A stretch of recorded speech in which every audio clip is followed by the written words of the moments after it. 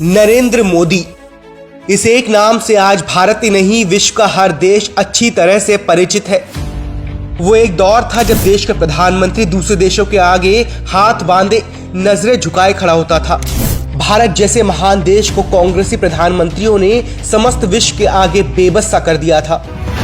लेकिन फिर पीएम पद पर एक ऐसी शख्सियत बैठी जिसने अपने कामों और इरादों के बल पर भारत को फिर से उसकी शक्तिशाली पहचान दिलाई।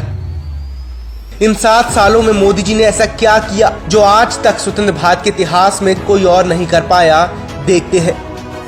विश्व गुरु भारत। 200 सालों तक हमारे देश को गुलाम बनाने वाले ब्रिटेन में 53 देशों की मीटिंग में मोदी जी महाअध्यक्ष बने। इसी बात से हर एक भारतीय का सीना गर्व से चौड़ा हो जाना चाहिए। यूएन मानवाधिकार परिषद में भारत की बड़ी जीत हुई। सबसे ज्यादा वोटों के साथ भारत इसका सदस्य बना। क्या अब भी भारत की जनता पूछेगी मोदी जी विदेश क्यों जाते हैं? यही नहीं, दुनिया के 25 सबसे ताकतवर देशों की लिस्ट जारी हुई जिसमें भारत नंबर 4 पे है। हमसे आगे अमेरिका, रूस और चीन है।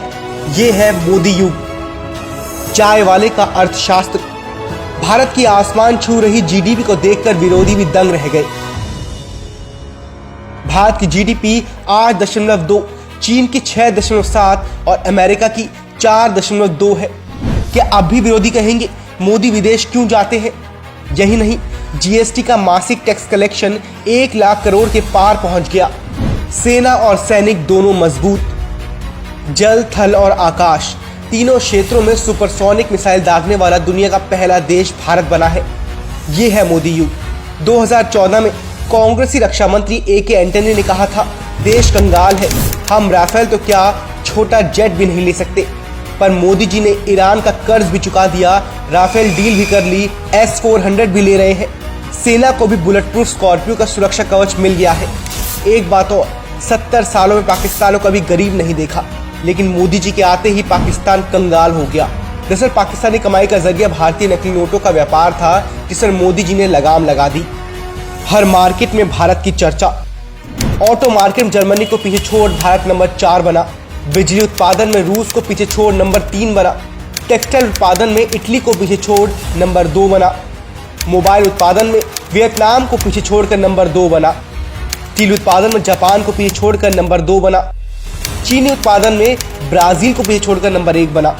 और यही नहीं, नए सौर ऊर्जा संयंत्र लगाने में अमेरिका और जापान जैसे देशों को पीछे छोड़कर भारत दूसरे स्थान पर पहुंच गया है।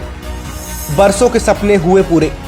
राम मंदिर, धारा 370 और ट्रिपल तलाक, ये वो 3 काम जिन पर मोदी सरकार ने वादे के मुताबिक काम किया, जिसका नतीजा आज 370 हटने से कश्मीर से आतंक का खात्मा हो रहा है। ट्रिपल तलाक खत्म होने से महिलाएं खुद को सुरक्षित महसूस कर रही हैं और राम मंदिर विवाद खत्म हुआ तो दशकों बाद अयोध्या में रामलला की वापसी हुई। मोदी जी की बढ़ती हुई ख्याति से सारा विपक्ष बौखला गया है। इतना बौखला गया है कि सारे भ्रष्टाचारिता के महारथी एक होकर चक्रव्यूह की रचना कर रहे हैं, जिससे 2024 में मोदी जी को हराया जा सके। लेकिन उन भ्रष्टाचारी महारथियों को ये नहीं पता कि अर्जुन की तरह इस युग में भी पीएम मोदी को सिर्फ देश के विकास के रूप में एक लक्ष्य दिखता है, जिसकी पूर्ति के लिए वो निरंतर कार्य करते रहेंगे।